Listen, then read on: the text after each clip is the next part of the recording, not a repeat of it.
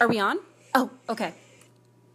Welcome and hello to my radio show. I'm Amy Abrams, and we are live with my two guests, Rudyard Griffiths, the author of Who We Are, A Citizen's Manifesto, Hi there.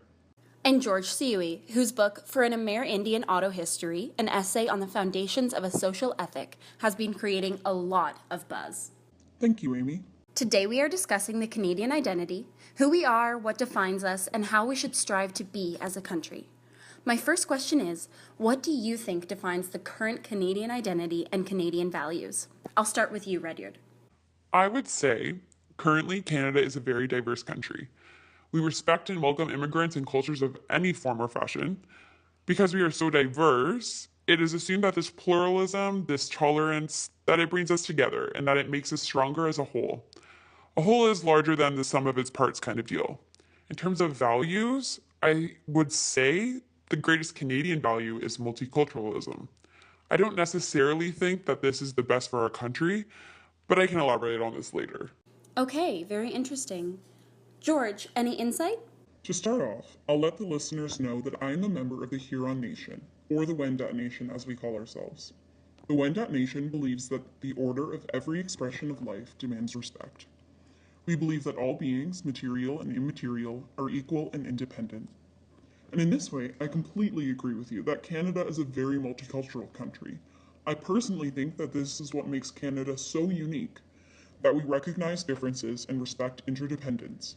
I mean, there's a long way to go in terms of cultural sensitivity and formulating a basic Canadian knowledge base about our roots, but I truly believe that Canada can get there. I'd like to know what you mean when you say multiculturalism isn't the best for Canada. Ideally, I would love to agree with you, but the realistic and informed part of me knows that this multicultural track that Canada is on is leading us to a more separated, more isolated, and more divided Canada. This poses a number of risks for Canada. When we pull individual subcultures together, we tear the fabric of a united Canadian identity and we lose a sense of civic responsibility to our country.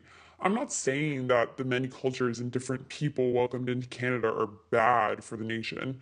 I mean, born Canadians must be held responsible for their increasingly individualistic nature, decreased interest in politics, and diminishing civic literacy and duty as well. I mean, in 2007, 2 out of 3 randomly surveyed Canadians failed the citizenship test. As well, there has been a significant decrease in community involvement, such as volunteering and supporting charities. As people don't identify with Canada, they identify with their groups. I would argue that without a shared national vision and without calm and widely held civic values, the self congratulatory image of Canadians as a socially diverse group will just not last. And what do you think, George? I think that the diversity of Canada is what brings us together, because the values that I grew up with in the Wendat community celebrated respect for individual freedom as well as humanity as a whole. And I do very honestly believe that the diversity of Canadians is what makes us strong. The reason that Canada may be losing their identity is that people are being misinformed of their roots. The history of Canada should be taught to all Canadians, as it may serve to unite them.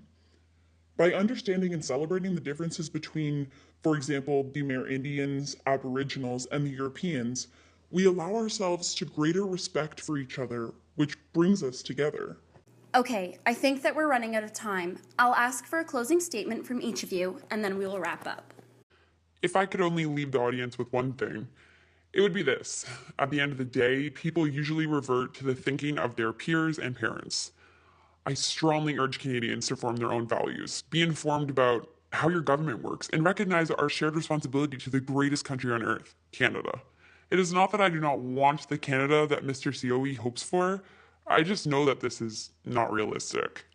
Insightful. George? Have faith and be informed. But be informed about each other's differences and celebrate these as they may bring us together to forge a stronger nation. I, for one, am hopeful that one day we will have one true Canadian identity. Thank you both so much for joining me today.